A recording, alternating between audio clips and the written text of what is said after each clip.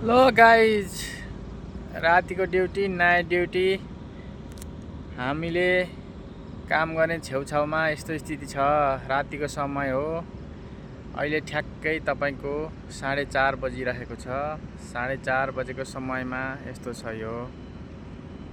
यो छेउछाउ जङ्गल एरियाको छेउछाउमा हो।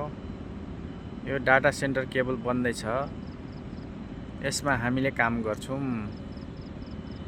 त्यही कारणले यो जङ्गलको छेउको भएको कारणले यहाँ अँधेरो छ। अँधेरो पनि यति अँधेरो छ कि त्यो जहाँ बनिरहेछ त्यहाँ मात्रै बत्ती छ, उज्यालो छ। तर हामी बसेको छेउमा बत्ती छैन, अँधेरो छ धेरै। यो तपाईँले अँधेरो अँधेरो देखिराख्नु भएको एरिया चाहिँ यो जङ्गल एरिया हो। यो बेरा उतापट्टि, टिनको बेरा उतापट्टि पुरै जङ्गल छ।